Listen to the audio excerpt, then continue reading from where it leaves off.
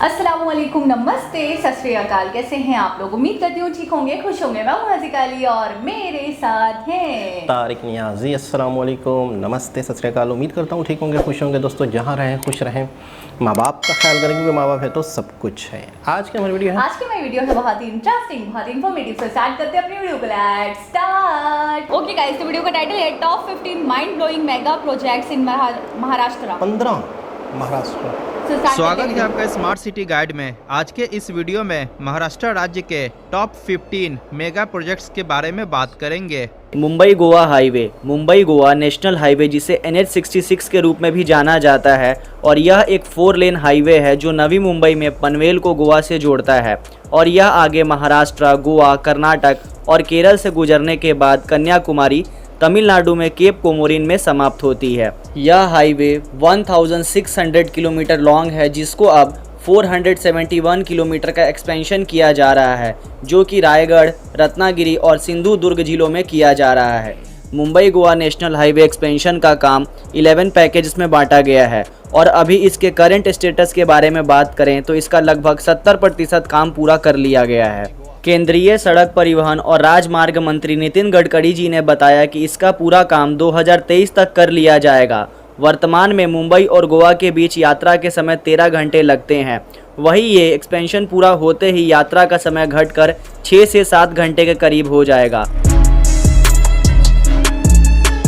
Mumbai Nagpur expressway परियोजना पर संक्षिप्त में बात करते हैं। इस परियोजना को ऑफिशियली द हिंदू हृदय सम्राट बाला साहेब ठाकरे महाराष्ट्र समृद्धि महामार्ग के नाम से जाना जाता है, जिसको कि संक्षिप्त में महाराष्ट्र समृद्धि महामार्ग भी कहते हैं। मुंबई नागपुर एक्सप्रेसवे एक ग्रीनफील्ड 6 लेन का एक्सेस कंट्रोल एक्सप्रेसवे है, जिसको कि भविष्य में आसानी से 10 लेन तक एक्सटेंड किया जा सकता है।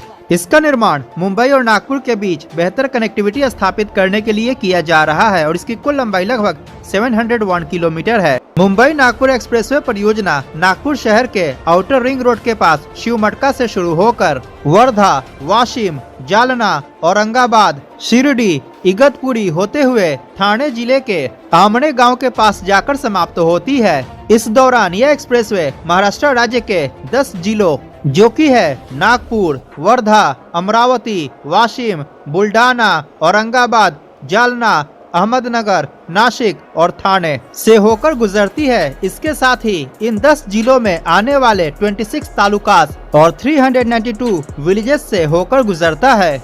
इस एक्सप्रेसवे परियोजना के निर्माण के बाद महाराष्ट्र राज्य का विदर्भ क्षेत्र Delhi Mumbai expressway, western dedicated freight corridor, Jawaharlal Nehru port trust और दिल्ली मुंबई इंडस्ट्रियल कॉरिडोर से भी कनेक्ट हो जाएगा, जिसके कारण विदर्भ क्षेत्र का आर्थिक विकास और भी तेज गति से हो पाएगा। मुंबई नागपुर एक्सप्रेसवे परियोजना के राइट ऑफ वे की चौड़ाई लगभग 120 मीटर है। इसके साथ ही परियोजना के अंतर्गत लगभग 65 फ्लाईओवर्स, 24 इंटरचेंजेस, 400 से ज्यादा वेहिकुलर अंडरपासेस, 300 से ज्यादा पेडेस्ट्रियन अंडरपासेस का निर्माण किया जा रहा है, जो कि ट्रैफिक के फ्लो को स्मूथ रखने में सहायक सिद्ध होगा। मुंबई नागपुर एक्सप्रेसवे परियोजना के अंतर्गत CCTV कैमरा, टेलीफोन बूथ इत्यादि को भी इंस्टॉल किया जा रहा है। Multi modal international cargo hub and airport at Nagpur मिहान 2581 करोड़ के खर्च से इस मिहान प्रोजेक्ट को कंप्लीट किया जा रहा है, और यह नागपुर में 4025 हेक्टेयर्स एरिया में बनाया जा रहा है। मिहान प्रोजेक्ट का सेंट्रल काम यही है कि doctor Baba Saheb Ambedkar international airport को विस्तारित करना, जिससे कार्गो हब को ध्यान में रखकर बनाया जा रहा है। मिहान प्रोजेक्ट को 2 पार्ट्स में बांटा गया है।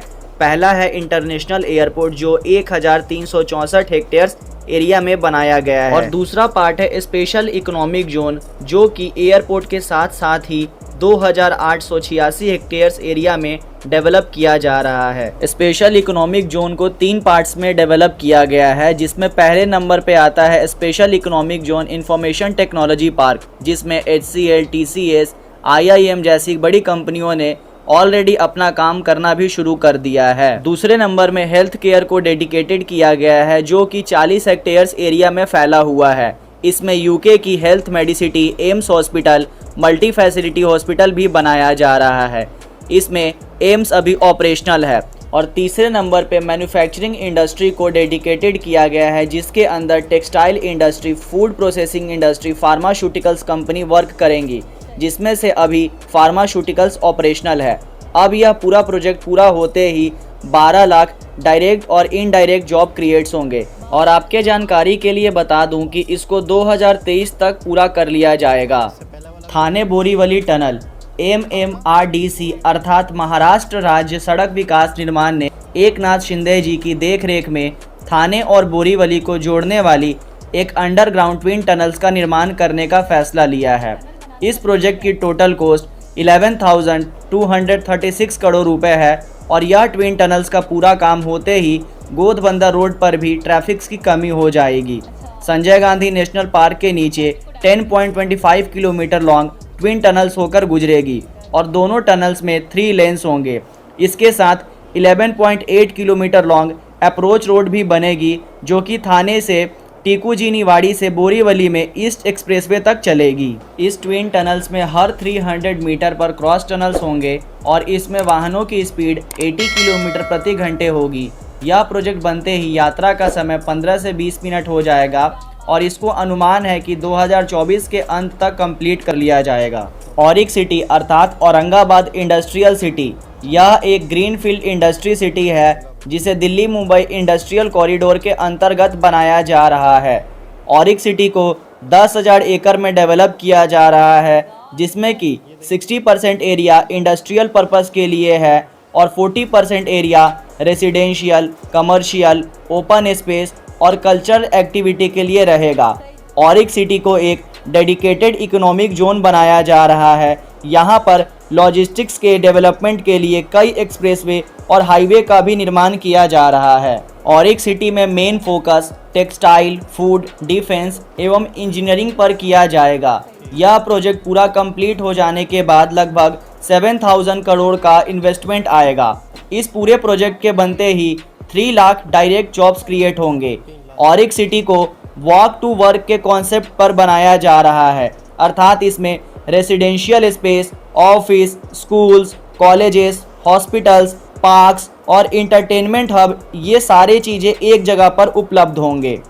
इगतपुरी टनल को वेस्टर्न घाट में बनाया जा रहा है और यह 6 लेन का रोड टनल होगा एवं इस टनल के अंतर्गत 2 ट्यूब्स का निर्माण किया जाएगा और प्रत्येक ट्यूब में 3 लेन्स होंगे। यह टनल हमारे देश का सबसे लंबा एक्सप्रेसवे टनल होगा। इस टनल का निर्माण मुंबई नागपुर एक्सप्रेसवे महाराष्ट्र समृद्धि महामार्ग के पैकेज 14 के अंतर्गत किया जा रहा है। इस टनल के अंदर CCTV cameras, telephone booth, drainage, lights, crash barrier इत्यादि इंस्टॉल्ड रहेंगे। यह tunnel Maharashtra state road development corporation के अधीन है एवं इसका निर्माण कार्य एफकॉन इंफ्रास्ट्रक्चर द्वारा किया जा रहा है। इस टनल का निर्माण न्यू ऑस्ट्रियन टनलिंग मेथड पर किया जा रहा है। इस टनल का निर्माण कार्य 2019 में शुरू हुआ था और 2022 में बनकर तैयार हो जाएगा। महाराष्ट्र समृद्धि महामार्ग के निर्माण में लगभग 55,000 करोड़ रुपए खर्च किए जाएंगे। इस राशि में इगतपुरी टनल का कंस्ट्रक्शन कॉस्ट भी शामिल है एवं इसके अलावा 4 और टनल्स का निर्माण महाराष्ट्र समृद्धि महामार्ग के अंतर्गत किया जा रहा है। मुंबई कोस्टल रोड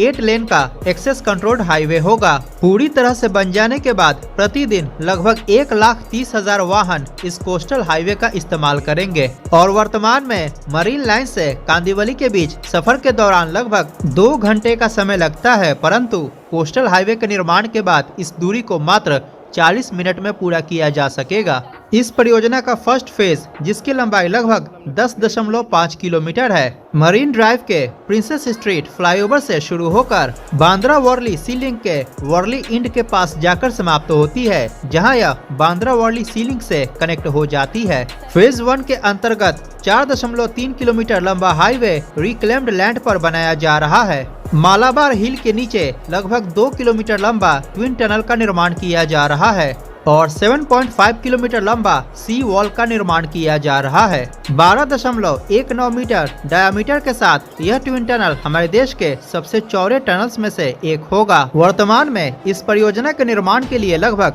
90% से अधिक जमीन का अधिग्रहण किया जा चुका है और लगभग 1 किलोमीटर लंबाई के टनल निर्माण प्रक्रिया को पूरा किया जा चुका है। कुल मिलाकर वर्तमान में फेज 1 का लगभग 40% काम पूरा हो चुका है और फेज 1 2023 में पूरी तरह से बनकर तैयार हो जाएगा। इस परियोजना के फेज 2 के अंतर्गत बांद्रा से कांदिवली के बीच 19.2 किलोमीटर लंबा कोस्टल हाईवे का निर्माण किया जाएगा, जो कि फेज 1 का नॉर्थ एक्सटेंशन होगा। फेज 2 के अंतर्गत 9.6 किलोमीटर लंबा बांद्रा वर्सोवा सी लिंक का भी निर्माण किया जाएगा। इस सी लिंक के साथ 1.17 किलोमीटर लंबाई के बांद्रा कनेक्टर, 1.80 किलोमीटर लंबाई के कार्टर रोड कनेक्टर और 2.8 किलोमीटर लंबाई के जुहू कोलीवाड़ा कनेक्टर्स का भी निर्माण किया जाएगा। Mumbai trans harbour link project. और आपको बता दें कि पूरी तरह से बनकर तैयार हो जाने के बाद यह परियोजना हमारे देश का सबसे लंबा सी ब्रिज बन जाएगा। यहाँ तक कि यह ब्रिज हमारे देश में किसी भी नदी या समुद्र पे बनने वाला सबसे लंबा ब्रिज होगा। और इस परियोजना की कुल लंबाई 21.8 किलोमीटर है, यानी कि लगभग 22 किलोमीटर लंबा ब्रिज होगा। और वर्तमान में इस परियोजना पर काफी तेजी से निर्माण कार्य किया जा रहा है। आपके जानकारी के लिए बता दूं कि Mumbai trans harbour link project के सक्सेसफुली कंप्लीट होने पर नवी मुंबई से नाहावा शेवा, मुंबई गोवा हाईवे, मुंबई पुणे एक्सप्रेसवे और upcoming Navi Mumbai international airport आपस में लिंक हो जाएंगे। मुंबई ट्रांस हार्बर लिंक को नवी मुंबई के लिए बहुत बड़ा इकोनॉमिक गेटवे भी माना जा रहा है। यह प्रोजेक्ट के कंप्लीट होते ही थाने, नासिक, पनवेल और पुणे की कनेक्टिविटी में काफी ज्यादा सुधार करेगा। और आपके जानकारी के लिए बता दूं कि यह प्रोजेक्ट इको सेंसिटिव जोन जो सेवड़ी में फ्लेमिंगो हैबिटेट है और भाभा एटॉमिक रिसर्च सेंटर से होकर गुजरेगा और एक्सप्रेसवे ब्रिजेस से काफी आवाज आएंगी, तो इसको ध्यान में रखते हुए साउंड बैरियर्स और व्यू ब्लॉकर्स भी लगाए जाएंगे। इसके रूट्स के बारे में बता दें कि मुंबई के सेवरी से नवी मुंबई के चेरले गांव तक इसकी कनेक्टिविटी होगी और इस पूरे ब्रिज का अंत रायगढ़ डिस्ट्रिक्ट में होगा। पुणे रिंग रोड, जिसका निर्माण महाराष्ट्र राज्य में किया जा रहा है, इसके अंतर्गत 8 लेन कंट्रोल्ड एक्सेस हाईवे का निर्माण किया जाएगा। इसकी कुल लंबाई 175 किलोमीटर होगी और इसको एक्सटर्नल रिंग रोड के नाम से भी जाना जाएगा। Pune metropolitan region development authority अर्थात PMRDC की देखरेख में पुणे रिंग रोड का निर्माण किया जाएगा। 17,000 करोड़ की लागत से बन रहे पुणे रिंग रोड के भूमि अधिग्रहण का 90% काम पूरा कर लिया गया है।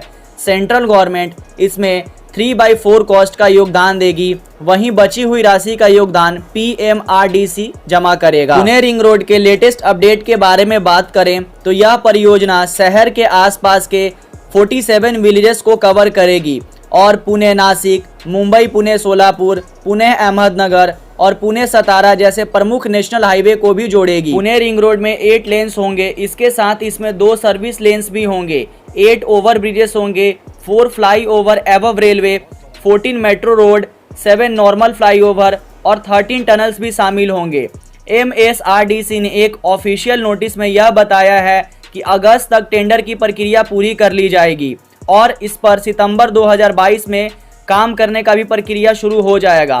पुणे रिंग रोड को 24 मंथ्स में कंप्लीट कर लिया जाएगा, यानी अनुमानित मान सके तो 2024 के अंत तक पुणे रिंग रोड का काम पूरा कर लिया जाएगा। अब बात करते हैं नवी मुंबई इंटरनेशनल एयरपोर्ट के बारे में, जिसका निर्माण महाराष्ट्र राज्य में मुंबई के नजदीक किया जा रहा है। यह एक ग्रीनफील्ड इंटरनेशनल एयरपोर्ट होगा, जिसको कि नवी मुंबई के पनवेल के नजदीक उल्वे कोपर विलेज में बनाया जा रहा है। जैसा कि आप जानते हैं कि मुंबई हमारे देश की आर्थिक राजधानी है और मुंबई में पहले से ही छत्रपति शिवाजी महाराज इंटरनेशनल एयरपोर्ट मौजूद है, परंतु पिछले कुछ वर्षों में मुंबई शहर का विकास और विस्तारीकरण होने के कारण छत्रपति शिवाजी महाराज इंटरनेशनल एयरपोर्ट अपनी क्षमता के ऊपर काम कर रहा है और दिन प्रतिदिन मुंबई शहर में हवाई यात्रा करने वालों की संख्या काफी तेजी से बढ़ रही है। तो इन सभी परिस्थितियों को देखते हुए मुंबई शहर के पास ही नवी मुंबई में एक नया अंतर्राष्ट्रीय हवाई अड्डा निर्माण करने की योजना पर विचार किया गया। नवी मुंबई इंटरनेशनल एयरपोर्ट को ऑफिशियली दिनकर बलू पाटिल इंटरनेशनल एयरपोर्ट के नाम से भी जाना जाता है। इस पूरे एयरपोर्ट का परिसर लगभग 7,200 एकड़ लैंड एरिया में फैला होगा। एयरपोर्ट के अंतर्गत 2 पैरेलल रनवे का निर्माण किया जाएगा और इसके दोनों रनवे की लंबाई 3,700 मीटर होगी। इसके साथ ही terminal building, ATC tower, apron, taxi area, parking इत्यादि का भी निर्माण किया जाएगा। आपको बता दें कि यह एयरपोर्ट पैसेंजर कम कार्गो एयरपोर्ट होगा। इसका टर्मिनल बिल्डिंग लगभग 2,50,000 स्क्वायर मीटर एरिया में फैला होगा।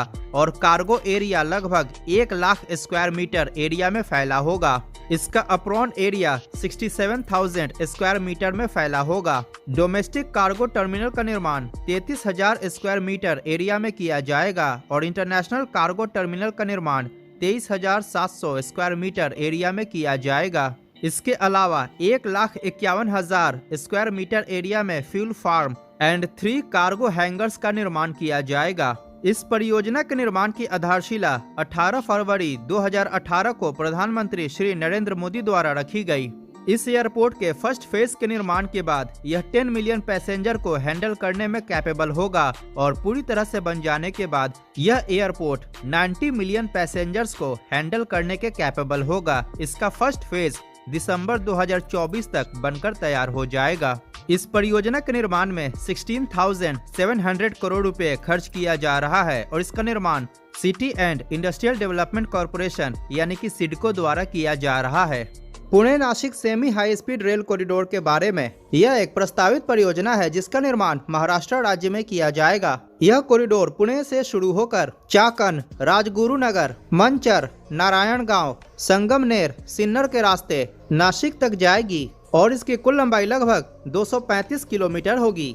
इस कॉरिडोर का डीपीआर तैयार हो चुका है एवं अप्रूव्ड भी हो चुका है। इतना ही नहीं, इस परियोजना के निर्माण के लिए भूमि अधिग्रहण की प्रक्रिया को भी शुरू किया जा चुका है, अतः इसका निर्माण कार्य बहुत ही जल्द शुरू किया जाएगा। इस पूरे कॉरिडोर में 24 रेलवे स्टेशंस का निर्माण किया जाएगा। अभी तक के प्राप्त जानकारियों के अनुसार इस परियोजना में ब्रॉड गेज ट्रैक का यूज किया जाएगा एवं इसकी मैक्सिमम परमिसिबल स्पीड 200 किलोमीटर प्रति घंटा होगी, जिसको कि भविष्य में 250 किलोमीटर प्रति घंटा तक बढ़ाया जा सकता है। यह कॉरिडोर एलिवेटेड, अंडरग्राउंड और एट ग्रेड होगा। इस semi high speed rail corridor के पूरे रूट में 19 वायाडक्ट्स, 18 tunnels, 41 road over bridges, 128 road under bridges इत्यादि का भी निर्माण किया जाएगा। इस कॉरिडोर पर बनने वाले सबसे लंबे सुरंग की लंबाई लगभग 6.64 किलोमीटर होगी। Pune Nashik semi high speed rail corridor का निर्माण Maharashtra rail infrastructure development corporation limited द्वारा किया जाएगा।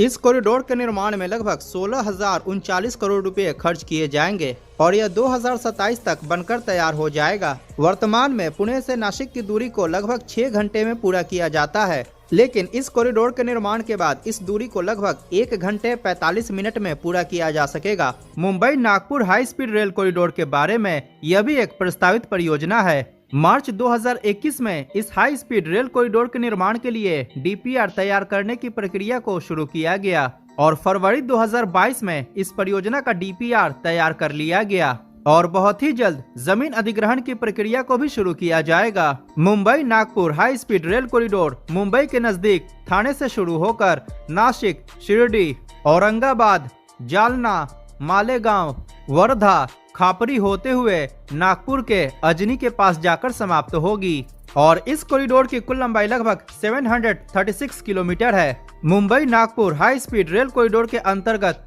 14 रेलवे स्टेशन का निर्माण किया जाएगा। 2019 में इस कॉरिडोर के निर्माण कार्य को प्लान किया गया था। वर्तमान समय में मुंबई से नागपुर के बीच की दूरी को मिनिमम ट्रेन द्वारा 12 घंटे में पूरा किया जाता है, परंतु Mumbai Nagpur high speed rail corridor के निर्माण के बाद इस दूरी को मात्र 3 घंटे 30 मिनट में पूरा किया जा सकेगा। Mumbai Nagpur high speed rail corridor के निर्माण में लगभग 1,57,000 करोड़ रुपए खर्च किए जाएंगे और यह 2051 के पहले बनकर तैयार हो जाएगा। Mumbai Ahmedabad high speed rail corridor के बारे में, वर्तमान में इसका निर्माण कार्य किया जा रहा है। यह कॉरिडोर महाराष्ट्र राज्य की राजधानी मुंबई से शुरू होकर विरार, सूरत, वडोदरा होते हुए गुजरात राज्य के अहमदाबाद में जाकर समाप्त होती है और इस कॉरिडोर की कुल लंबाई 508.17 किलोमीटर है और यह Gujarat, Dadar Nagar Haveli and Daman and Diu और महाराष्ट्र राज्यों से होकर गुजरता है। आपको बता दें कि Mumbai Ahmedabad high speed rail corridor का मैक्सिमम पोर्शन एलिवेटेड होगा, कुछ पोर्शन अंडरग्राउंड होगा और कुछ पोर्शन का निर्माण समुद्र के अंदर भी किया जाएगा। Mumbai Ahmedabad high speed rail corridor के अंतर्गत शिनकानसेन E5 सीरीज के बुलेट ट्रेन का परिचालन किया जाएगा। पूरे रूट के अंतर्गत 12 रेलवे स्टेशन का निर्माण किया जाएगा और यह कॉरिडोर मुंबई के बांद्रा कुर्ला कॉम्प्लेक्स से शुरू होकर अहमदाबाद के साबरमती रेलवे स्टेशन के पास जाकर समाप्त होता है। मई 2014 में प्रधानमंत्री श्री नरेंद्र मोदी द्वारा Mumbai Ahmedabad high speed rail corridor को अप्रूव किया गया। जुलाई 2015 में इस कॉरिडोर का फिजिबिलिटी रिपोर्ट तैयार कर लिया गया। अगर बात करें जमीन अधिग्रहण की तो इस वीडियो के बनाए जाने तक इस परियोजना के निर्माण के लिए 89% जमीन का अधिग्रहण किया जा चुका है। गुजरात राज्य के अंदर 99% जमीन का अधिग्रहण हो चुका है। Dadar Nagar Haveli and Daman and Diu में इस परियोजना के निर्माण के लिए 100% जमीन का अधिग्रहण हो चुका है और महाराष्ट्र राज्य में इस परियोजना के निर्माण के लिए 68.65% जमीन का अधिग्रहण हो चुका है। पूरे कॉरिडोर के निर्माण में 1396 हेक्टेयर्स जमीन का अधिग्रहण किया जाना है, जिसमें से 1248 हेक्टेयर्स जमीन का अधिग्रहण किया जा चुका है। इतना ही नहीं, आपको बता दें कि गुजरात राज्य के अंदर इस परियोजना का निर्माण कार्य भी शुरू हो चुका है और वर्तमान समय में गुजरात और Dadar and Nagar Haveli and Daman and Diu में आने वाले 352 किलोमीटर लंबे कॉरिडोर का निर्माण कार्य किया जा रहा है और इसका निर्माण लार्सन एंड टूब्रो कंपनी द्वारा किया जा रहा है। फरवरी 2021 में इसका निर्माण कार्य शुरू किया गया था। आपको बता दें कि गुजरात राज्य के अंदर सबसे पहले सूरत से बिलीमोरा खंड का निर्माण कार्य पूरा कर लिया जाएगा। इस खंड की लंबाई लगभग 50 किलोमीटर है और यह 2026 तक बनकर तैयार हो जाएगा और पूरे मुंबई से अहमदाबाद तक का कॉरिडोर 2028 तक बनकर तैयार होगा। Mumbai Ahmedabad bullet train corridor के निर्माण के बाद मुंबई से अहमदाबाद के बीच की दूरी को 2 घंटे 7 मिनट में पूरा किया जा सकेगा। इस पूरे बुलेट ट्रेन कॉरिडोर के निर्माण में 1,10,000 करोड़ रुपए खर्च किए जाएंगे। दिल्ली मुंबई एक्सप्रेसवे, जो कि हमारे देश का एक मेगा प्रोजेक्ट है, इसका निर्माण परिवहन व्यवस्था को मजबूत और लॉजिस्टिक्स कॉस्ट को कम करने के लिए किया जा रहा है। दिल्ली मुंबई एक्सप्रेसवे पूरी तरह से बन जाने के बाद हमारे देश का सबसे लंबा एक्सप्रेसवे हो जाएगा। यह एक्सप्रेसवे परियोजना एक ग्रीनफील्ड 8 लेन का एक्सेस कंट्रोल्ड एक्सप्रेसवे है, जिसको कि फ्यूचर में 12 लेन तक एक्सटेंड किया जा सकता है। और आपको बता दें कि इस परियोजना के लिए 12 लेन के हिसाब से ही जमीन अधिग्रहण का कार्य किया गया है, यानी कि भविष्य में होने वाले किसी प्रकार के संभावित विस्तारीकरण के लिए जमीन अधिग्रहण की आवश्यकता नहीं होगी। दिल्ली मुंबई एक्सप्रेसवे परियोजना की कुल लंबाई लगभग 1382 किलोमीटर है और इस परियोजना के अंतर्गत दिल्ली से मुंबई के बीच मेन कैरेजवे के अलावा बहुत सारे स्पर रूट का भी निर्माण किया जाएगा। यह एक्सप्रेसवे परियोजना Delhi, Uttar Pradesh, Haryana, Rajasthan, Madhya Pradesh, Gujarat, Dadar and Nagar Haveli and Daman and Diu और महाराष्ट्र से होकर गुजरेगा। यह एक्सप्रेसवे दिल्ली के DND फ्लाईओवर से शुरू होकर फरीदाबाद, गुरुग्राम, मेवात, दौसा, कोटा, रतलाम, दाहोद, गोधरा, वडोदरा, सूरत, विरार होते हुए मुंबई के JNPT पोर्ट के पास जाकर समाप्त होती है और इस खंड की कुल लंबाई 1351 किलोमीटर है। दिल्ली मुंबई एक्सप्रेसवे पर वाहनों की अधिकतम गति सीमा 120 किलोमीटर प्रति घंटा होगी। जैसा कि आपको पता है कि वर्तमान समय में दिल्ली से मुंबई के बीच यात्रा के दौरान लगभग 24 घंटे का समय लग जाता है, परंतु दिल्ली मुंबई एक्सप्रेसवे के निर्माण के बाद इस दूरी को मात्र 12 घंटे में पूरा किया जा सकेगा। यात्रियों के सुविधाओं के लिए दिल्ली मुंबई एक्सप्रेसवे परियोजना के अंतर्गत लगभग 94 वे साइड एमिनिटीज का निर्माण कार्य किया जा रहा है, जिसके अंतर्गत petrol pumps, motels, rest areas, restaurants and shops का निर्माण किया जा रहा है और किसी प्रकार की इमरजेंसी सर्विसेज के लिए हेलीपैड्स का भी निर्माण कार्य किया जा रहा है।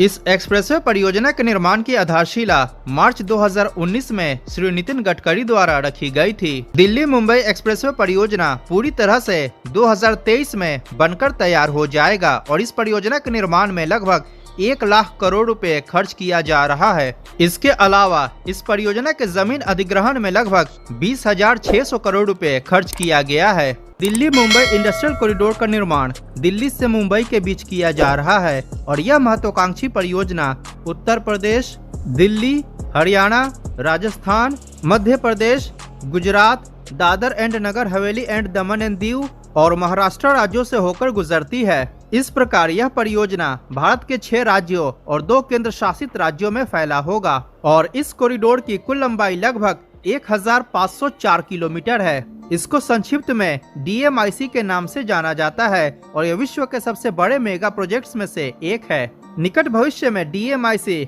ग्लोबल मैन्युफैक्चरिंग हब और इन्वेस्टमेंट डेस्टिनेशन बनकर उभरेगा।